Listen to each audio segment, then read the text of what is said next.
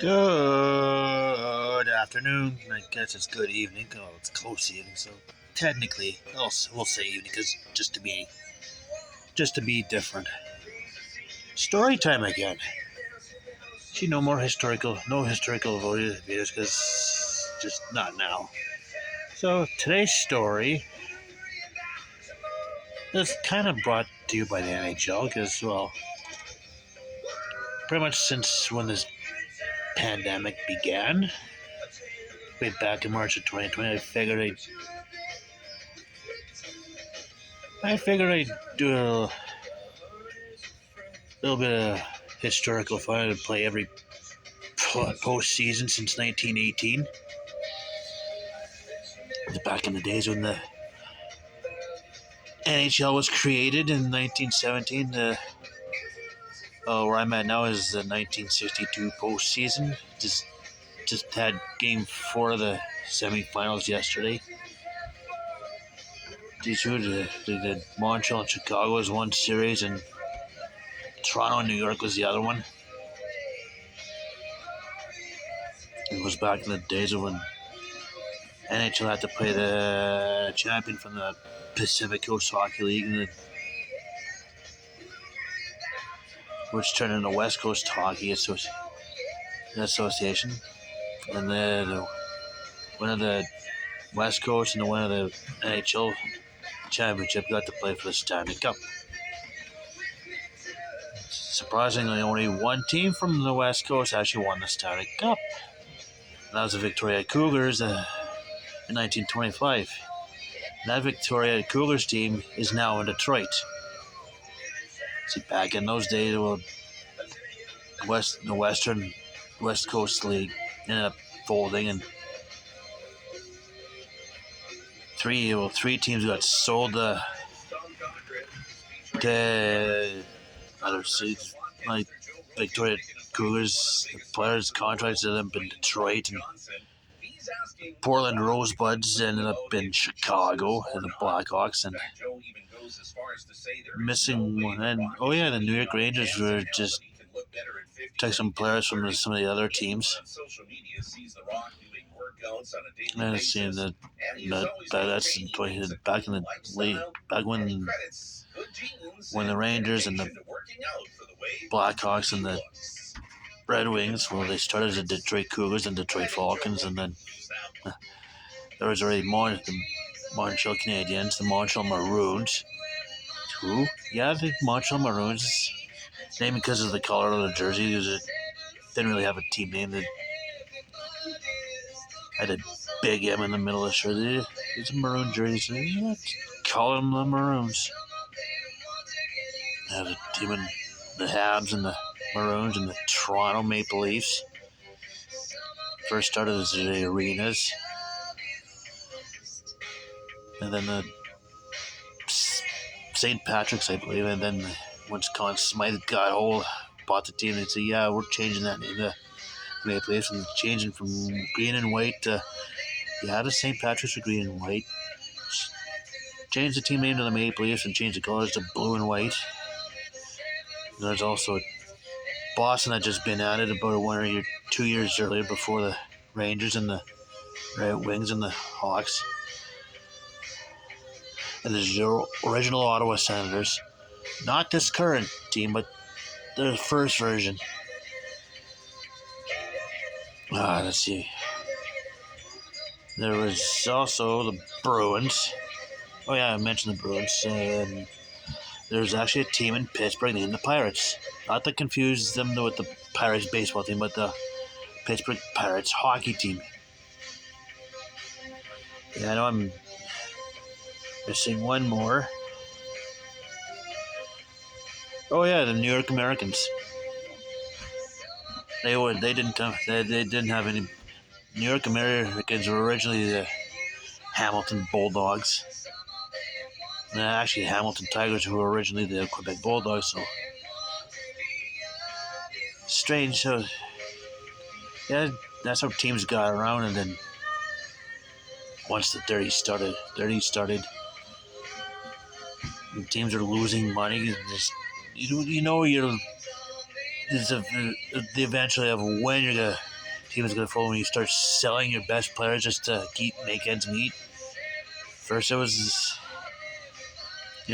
Ottawa's trouble started after when they won their last Stanley Cup in 27. It's like, yeah, we're still not making money, and we won the cup.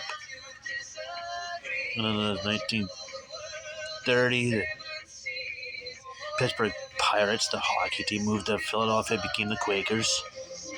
Yes, there's two cities that had the NHL before the Flyers and the Penguins.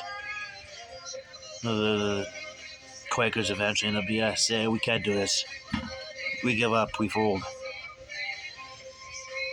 They had the same season. Ottawa said, we need to take a year off. Came back to 31-32 they ended up moving to St. Louis, becoming the Eagles. So that's third team that now has an NHL team that had an NHL team before. The Eagles ended up folding. Couldn't do it. So there's two different franchises in 4 cities, both folding. And now that brings the lead down to 8. And then came the Montreal Maroons. This is how bad the 30s was, like the Great Depression. Yeah, hockey wasn't the only one affected. Baseball and probably other sports were probably affected. Everybody was affected. Maroons ended up throwing in the towel, I think, after the 38th season.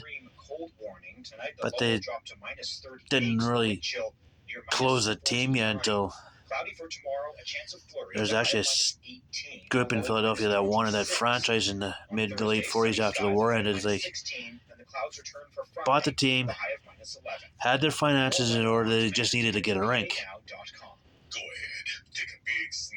There was already 2 rinks in Philadelphia. One had a nice plan but had bad sidelines. The other had great sidelines but no plan, and they didn't want to renovate it just to add a new plan. It was like, okay, let's just build a new one altogether. The idea was to get a new rink or the Baker Bowl, the former home of the Phillies, sat. And eventually finances fell through. It was like couldn't hang on to the team because of that. It's like, well, just let the Montreal Maroons franchise just basically expire, and that was it for that. Then came the New York Americans. They already had 3 strikes against them. By the time the 41-42 season ended. First one was divisional placement. When they went to 10 teams. They already had 4 Canadian teams and you had 6 U.S. teams, so they put the 4 Canadian teams in the division. They had to put another one in there. You'd think logically they would have put Detroit in the Canadian division because they were that close to the Canadian border. No, let's put the New York Americans in there. Oh, that was probably not the best idea. Don't know what the hell the NHL owners were thinking. Second one was the Great Depression, as mentioned, and the third one ended up being World War II.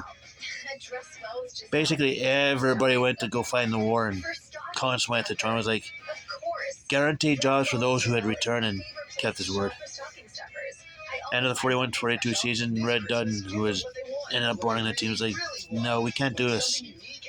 We want to close up shop until after the war is over. NHL was like, fine. War ends. Red Dutton comes back and says, yeah, I'd like to have a place start up my team now.